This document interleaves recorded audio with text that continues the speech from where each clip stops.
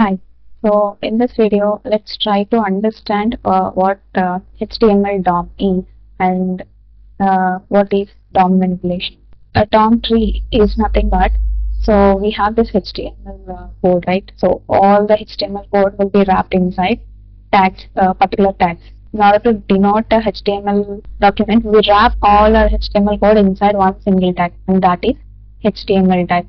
So inside that we have this head tag, body tag, and inside body is where all our main content that is visible on the screen will be kept. So inside this head tag, we will provide all the information that is related to the application. For suppose title, all the CSS files, all the JavaScript files that are required, we will try to link it all of them inside this head tag.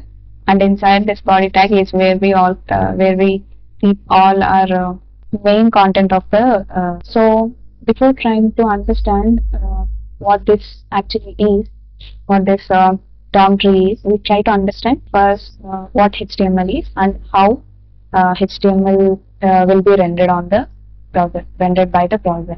Okay, so a classic question, whether HTML is a programming language or not. So let's try to compare it with our C programming language.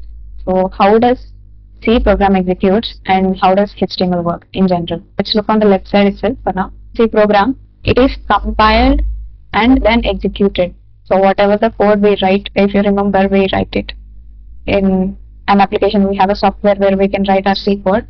It will be compiled first and then it will be executed.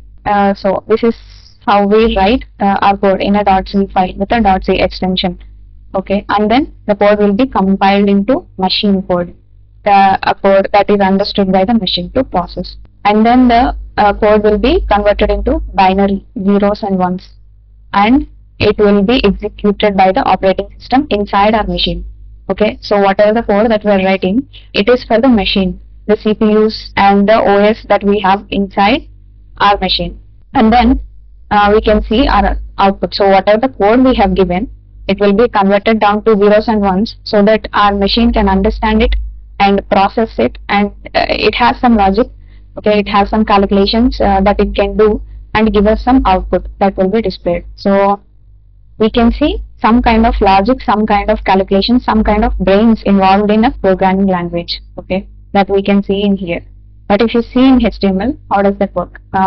We can see, focus on the right side. So it is interpreted and rendered. So it's not executed. Okay, we in general, HTML code do not have any logic so that it can be executed. Okay, this is just a markup language. Markup language, you can imagine it like a Word document. So in a Word document, what all the operations that you can do? You can make some text bold, you can make some text italic. So you can apply, you can basically declare how you want to display the content on the screen. Okay, so HTML is like a language for the browser to structure the contents on the screen. Let's go down. So this is how a typical HTML file will be. Here we are declaring that it is of a type HTML document so that the browser knows that what kind of document it is.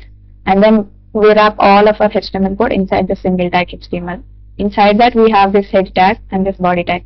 So head tag is where we keep all our related information for our application. So our application title, our application meta information, our application CSS files, CDNs, any external libraries that we are using in our code, all of that information and the dependencies that required by our this HTML page in order to render will be stored here.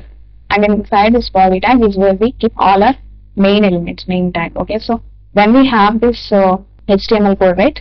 So it is just markup code written in .html file. So how do you run a HTML file?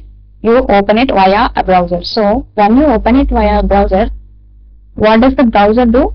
It has a specific tools that converts all this code into an object, a single object like this one. Whatever the code we have inside like this, it will be converted into a single DOM tree like this one.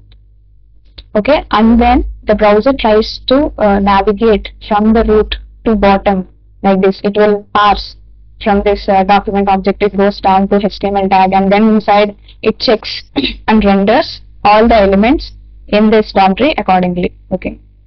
So if we go back, so whatever the code that we have, it will be converted like this DOM tree, which is nothing but an object, and then the browser specific tools document object model tree, and then understands it, what are all the styles or what are all the JS that is applied to those particular tags, and then it will render on the screen. Okay, so let's go here. This is the file, and then you open it in a browser. So the browser loads the HTML file directly. All the code will be converted into a DOM, document object model, which is nothing but a single object. Okay, so that has all your all your elements inside the HTML. Okay, and then it will try to parse.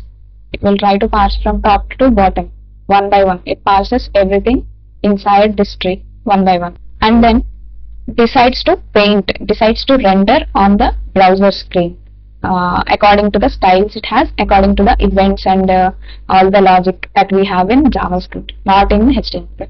So browser renders visual representation of the HTML code that we have written. So if you see, simply, C is a programming language. Why? It has some logic and it executes, and we're writing whatever that code that we're writing, it is for the operating system, it's for the machine. But HTML, it is a markup language. The browser parses it and renders on the browser screens. It is for the browsers, not for the machine, not for the OS.